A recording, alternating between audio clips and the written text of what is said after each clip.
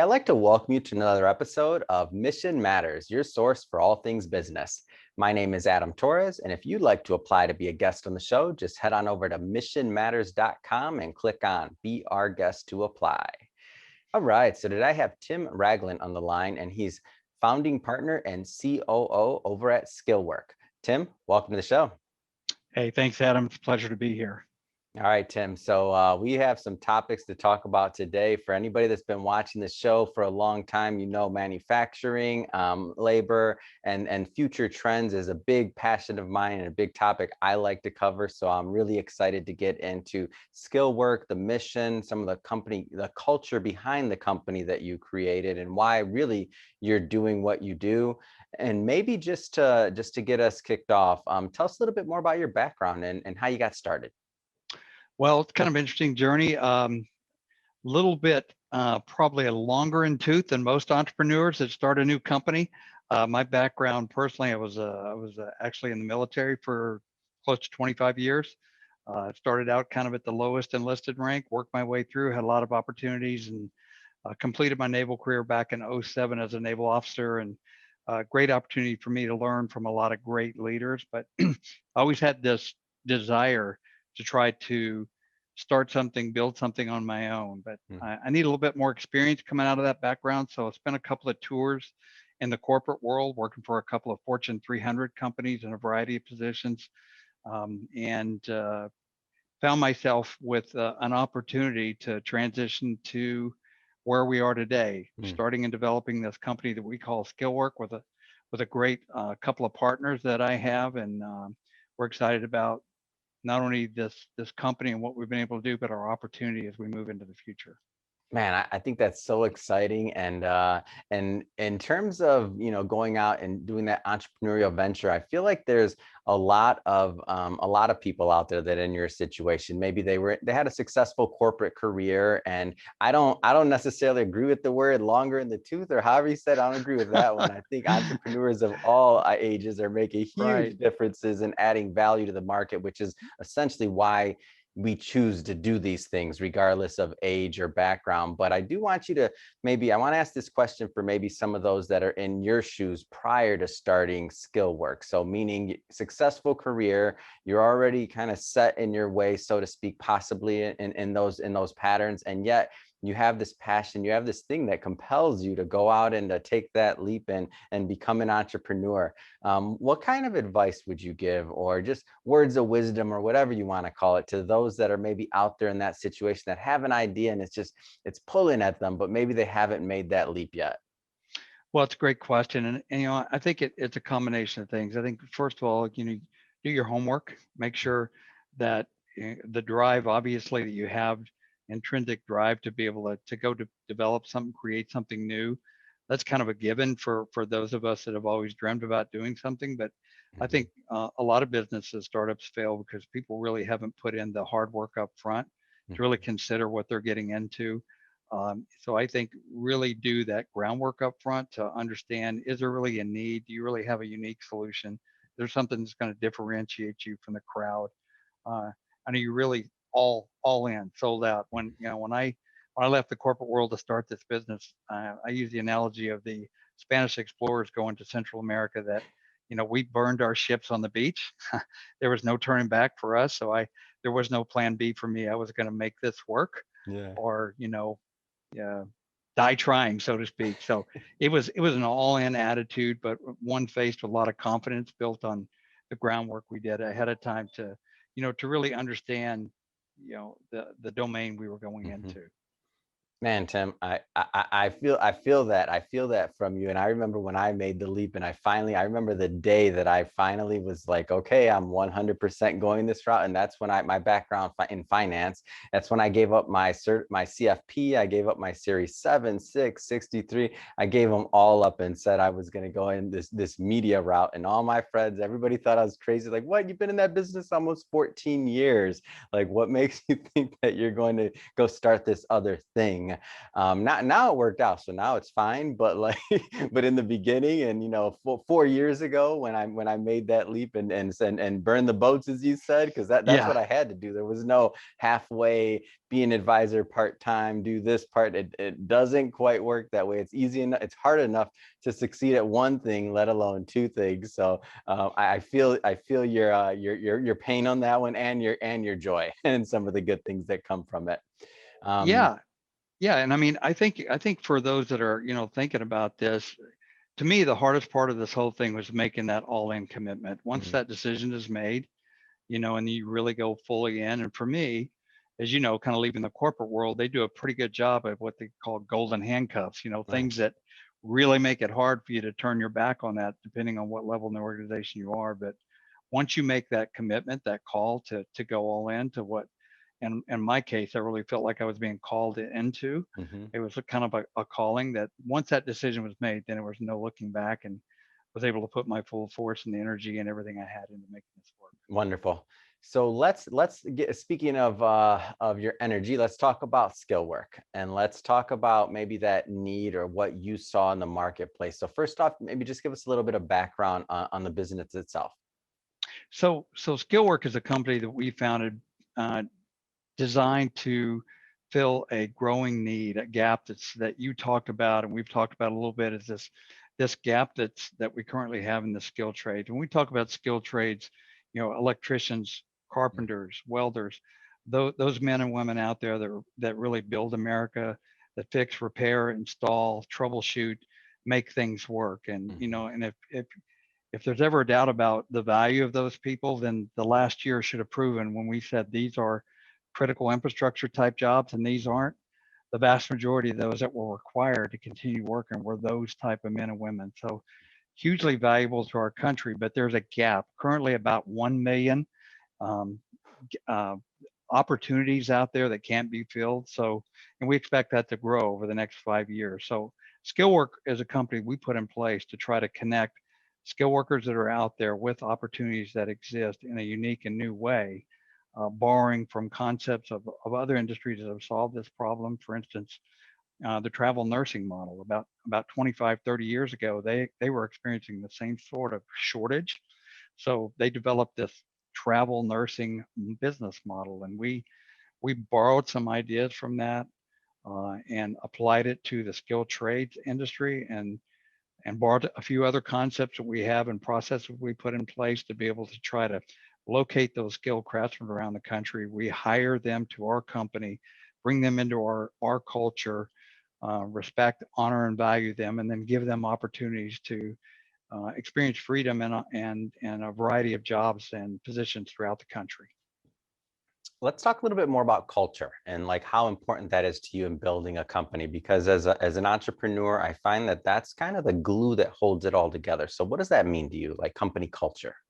It means everything. I mean, and like I said, I've come from a military background. There's a lot of esprit de corps and culture there, and Mm. every corporation has their things that they espouse. But for us, before we ever hired the first person at our headquarters here or put in the field, we focused, laser-like focus on what our core values would be. And Mm. so for us, we basically say our core values can be summarized in three things, and we tell this to everybody that comes to work for us as well as our clients, that simply, honor to God, respect to our skilled tradesmen. We feel like that they are being undervalued and Mm. underrespected in our culture.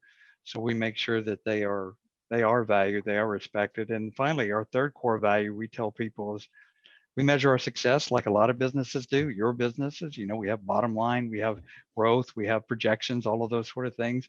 But honestly, we tell people if you impact somebody's life today for good, if you go out of your way to look for a way to impact the world around you positively, then we feel like we're going to be successful as a company. So we don't even talk about, what we do. We talk about how we do it. Honor to God, respect to skilled tradesmen, impact to those around us. That's our core values, and we're very, very adamant about following those. That's great, and I couldn't agree with you more about the about maybe our focus has gone away from skilled trades a bit. And the thing is that people don't even necessarily know that they have choices anymore, especially the youth that are coming up, and they don't understand like what great careers these can be. So I grew up in Michigan, so I'm from Detroit. So I grew up around the skilled trades in a manufacturing area, and Right. people don't understand, like they think that and I don't know if it's social media. I don't know if it shows like this. I've been trying to bring more and more people from manufacturing to talk about these things because there's some amazing opportunities out there. But like you said, being an electrician or doing these other skilled things, I mean, not only is it important for the country, but they're highly rewarding careers if that's what you like. And but to give yourself that opportunity even to explore it. I feel like when I was in school, that was one of the things that you could go that route if you wanted to explore the trades and do other things. But that's because I was, again, from a manufacturing area, so that was common and in the language. But if you aren't in a particular like manufacturing area, then maybe you don't even understand that that's a potential, unless maybe you had like a uncle that was an electrician, or a cousin or something Sure. like that, and maybe one day they took you on a job or something like that, I don't know, and you got introduced and you're like, oh, this is interesting, I actually really like this. Well, that doesn't happen quite as much anymore, and you don't fill a million jobs like that, like by accident, so to speak. So Right. how are you, tell us a little bit more about the strategy and kind of how you're targeting to do your part over at Skillwork to fill some of these roles. Well, I mean, I think you hit the nail on the head, because the culture in general has shifted away from valuing that as a path and avenue for people to, take care of their families, advance Hmm. in life, pursue the American dream.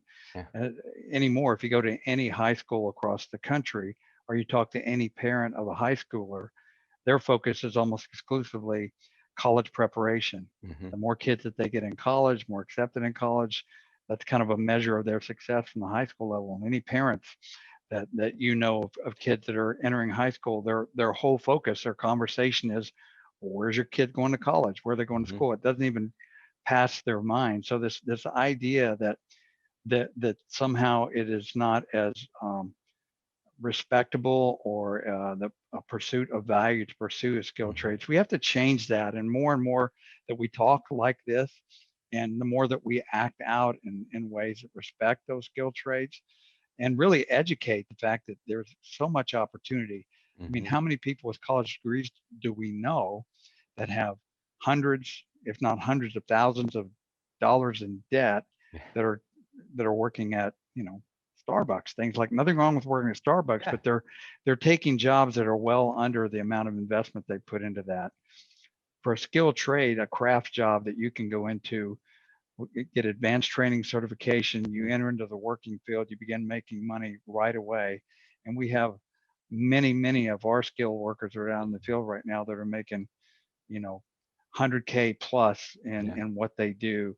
And, it doesn't mean that's where you have to be for the rest of your life, but it's certainly a pathway and avenue. And we just feel like that the more opportunity that we give for certification, for training, and just to elevate in the eyes of people the value of those sort of careers is crucial. So it's a change in conversation. It's a change in mindset that we think needs to take place in our country. Yeah, I think that's great. So, there's a variety of different types of agencies out there, or temp agencies or otherwise. Like, what makes skill work different or unique? Well, I think a lot of the people that we talk to, our clients, they said, we work with temp agencies before, or we work with headhunters. We don't get the right kind of people. You guys are. So there seems to be in general, a negative connotation. So when Mm. we set out to do this business and build it, we wanted to be something different. So Hmm. our approach is much different in that, number one, we focus on quality. We do an extensive vetting and recruiting and vetting of our skilled workers to make sure that the people that we hire, so we hire them, they work for us. We're Mm. not just looking to pass people off to another company and push high volumes of people out in the Yeah. field, and hopefully some of them will stick. We do a great job, we feel like, of making sure that we would like to hire them for our company, because Hmm. that's what we're doing. So we look at things like not just your skill and experience, but we use world-class aptitude and personality testing. We want Hmm. to understand what your integrity is, what your drive is, how you go about doing your work, Yeah. how you're wired. And then we make sure that we match that with our clients, what their culture is like. Mhm. So we're very much focused on making sure not only it's a great fit for our clients, but for our skill workers too, because we respect them. We want to make sure that we're putting them in a great location for them to thrive and grow. So we look at this as we're not just looking to just push people through a pipeline to a client and grow through numbers. We are really focused on opportunity for our skilled tradesmen, giving them opportunity to travel, to see the Mhm. country, to let them know that you have a skilled trade, you have something that's in demand here.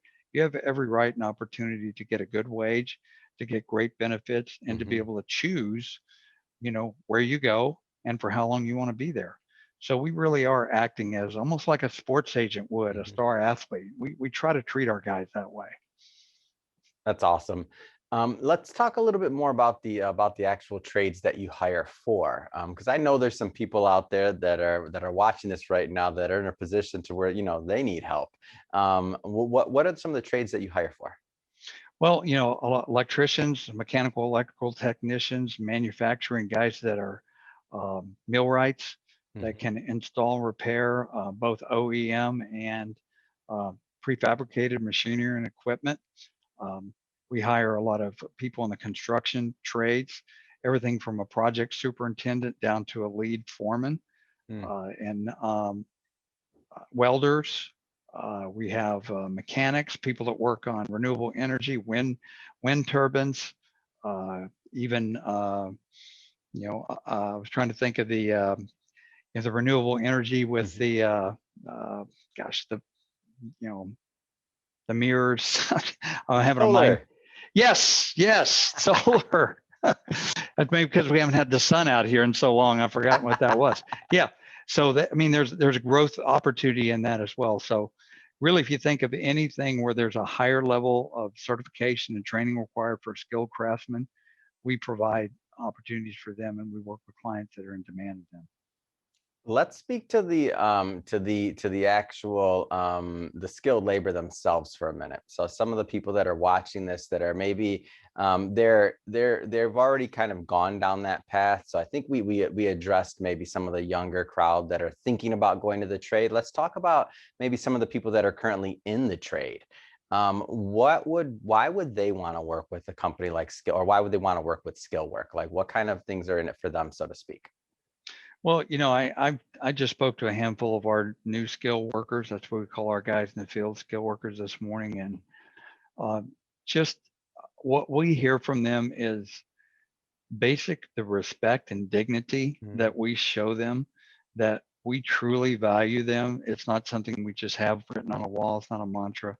So it's amazing what just basic human dignity and Mm. respect for what somebody brings matters. So I would say the skill craftsman out there, if you feel like you're undervalued and you're just a number and you're not getting, the compensation or the respect that you deserve, it's something that we value highly here. I would also say that you as a skilled tradesman out here, you have a lot of opportunity. You don't Mm. have to be pigeonholed in a location or even in a particular trade. There's an opportunity for you now to transition to something different, to see a different part of the country.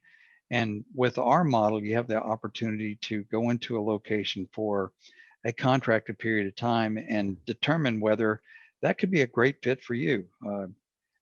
30 minutes ago, we had one of our guys take a full-time opportunity as a superintendent at a location that he decided, hey, this is where I want to move my family. I want to live Wow. here.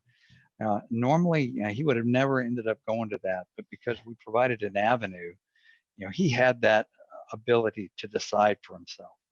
And you and I, we take for granted we can go to Amazon, we can pick and choose and have something delivered Mhm. tomorrow.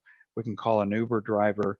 We have the ability to be very highly flexible. Why shouldn't skilled tradesmen, skilled craftsmen have that same opportunity? So that's what we would communicate to you. If you want to check out a company that truly values you and is here to provide opportunity for you, Mhm. that's what we represent. I love that thought process too, because what happens, I find a lot of times is maybe some, a skilled worker may be in a market that's not, it may not be paying what they want to make, or it may not be as it may be not be a growing city, or it could be a lot of different things. But long story short, they feel that maybe they picked the wrong profession, and what they don't understand is it's possible that they're just in the wrong market with the right profession. Like they may love being an electrician, but their town is, getting smaller and there's less opportunity and they're not getting pay raises, or they don't feel valued, things like you said. But that same skill is translatable and they could live their dream life, but maybe it's just in a different market. And 100%. it could be completely different. And then it's not like this is an easy thing to do, to just you can obviously go to a job board and see if somebody's hiring. But now, I mean, they don't know these companies. They may not even know the city. So to be able to do like you said, and to be able to go test it and take a shorter contract to see if you like it, and to kind of test it out, the company, the culture, the city, and decide if you want to move your family, like that's a big decision. So to be able to do that and to bridge that gap, I mean, you're really changing lives. Yeah, and I think that what you hit on is correct. I mean, it's transferable skills. So Mhm. let's take, for instance, we had a downturn in the gas and oil industry here over the past, when the pandemic hit, when Mhm. the demand went down. So a lot of guys that were working in the oil and gas industry in Texas or offshore found themselves out of work. So, we were able to find them and say, those skills you learn in the oil field to be able to repair and to program, it's called Mhm. programmable logic controls, PLC, Yeah. that sort of skill set could also apply in the manufacturing. So in the manufacturing world, even in the food manufacturing, where again during the pandemic, food manufacturing spiked because we were staying at home and Yeah. we needed that to go. So we can go recruit a guy from Odessa, Texas that grew up working in the oil field. His dad worked there, but he knows the technology, Mm. transition him to another, area where rather than be out of work or have to take a lower paying job, he actually gets opportunity for a higher paying job, maybe Wow. with better working conditions for a period of time that, maybe that works out to where he wants to go there or she wants to go there, or until the industry back home begins to pick up again. So Mhm.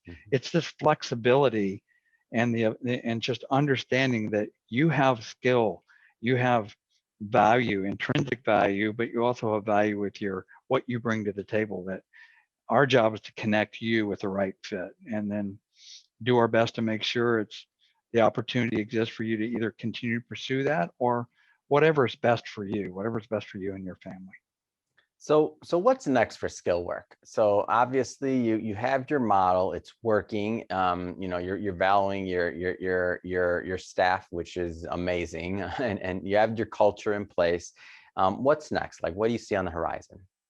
Well, we do we do a little podcast of our own, nowhere near as awesome as yours, Adam, but we Oh, talk don't a say lot. that. First off, what's the name of the podcast? I love supporting other podcasters. I want people to go check it out. Yeah, it's called the Skillwork Forum, and we really talk about things like that we've talked about. What are trends? What are things that apply to the skilled trades industry? And and we like to think about not just it's not a salesy sort of a podcast. We are really trying to get people to think about where the industry is going and how to think outside the box. So, in terms of where we think things are going, a concept that's been around here for a few years that we feel like is going to have a significant impact on the skilled trades. It's something that's been called the fourth industrial revolution Mm. that we think we're just on the precipice of right now. And if you've had, if this is the fourth, there must have been three prior. So, Mhm. without going into history lesson, if you think about the onset of the steam engine, Mhm. that really changed things from, wagons and sail to power, and then Mhm. from steam to electricity. Think about the revolutionary change in manufacturing and the trades, and then from electricity, computers. So the computer age, that also changed their trajectory. Mhm. So the guys that could work at Thomas Edison electrical plant maybe couldn't repair computers. You had to have a new set of skills. Yeah. So today we think that because of technology and the interconnectedness of sensors, artificial intelligence, things that you may have heard called the Internet of Things, where Hmm. you connect an ecosystem of, for instance, a manufacturing ecosystem. So we think that technology and this fourth industrial revolution will bring on this highly connected, highly distributed, just in time, um, artificially intelligence driven Hmm. ecosystems across manufacturing, construction, and all the other trades. So Hmm. we think that to prepare for that, companies need to be thinking about what sort of skilled trades and craftsmen today do we have that may not necessarily be ready for that. Hmm. So let's get ready now. So we're really focused on working with colleges, community colleges, trades organizations to be looking at what are the skills tomorrow that will be required to be able to repair, install, and make these sort of systems run. Because one thing we found, Adam, that the more advanced technology goes, the more need it is for advanced technology skilled craftsmen to Oh keep yeah. it all up and running. So that's where we think things are going. So we're really focused on providing those opportunities and giving an avenue for skilled craftsmen, maybe even some of the younger folks that we've talked about that Hmm. like computers and like technology, but also like working with their hands Yeah. to kind of be given that avenue as a future opportunity for them to go into. So we're excited about that, and we want to be at the forefront of providing guides for to meet the demands of that. Yeah, this is great, and I always love saying this when there's a lot of stats and other things out there about the future of the workforce and jobs, and I always just like to say, well, hey, I couldn't have went to school and said, hey, when I grow up, I want to be a podcaster. Why? Podcasts didn't exist when I was in college. I Right, don't think they did. right. They may have, but I didn't know if they did. But they didn't even exist. So how could I ever say that I want to be a podcaster or do any of that kind of stuff? So our jobs in the future, who knows? Drone repair person or like drone logistics, something. It's probably already exists, and I just don't know the I just don't know the title. But bottom line is these jobs don't even exist yet. Yeah, exactly. So, this concept of this what may exist, so the Internet of Things. If you think Hmm. about the vehicle you drive, probably, if Yeah. it's been built in the last couple of years, this vehicle is interconnected. The sensors are all talking to each other, Yep. and actually sending information back to the mothership, back to Hmm. the manufacturer, or your dealership, and they will tell you what's broken and what needs to be done before you even know it's going on. So that's Mm. kind of a microcosm of what we're going to see in the future. So it takes a lot of skill to be able to understand how to work and fix that. So you're right, it doesn't exist today, but we think it will tomorrow and 3 to 5 years from now for sure. Well, hey, and I have no doubt that skill work is going to stay on the forefront of that. So, that being said, Tim, if somebody's watching this and they want to learn more about skill work or to connect with you and your team, I mean, what's the best way for them to do that?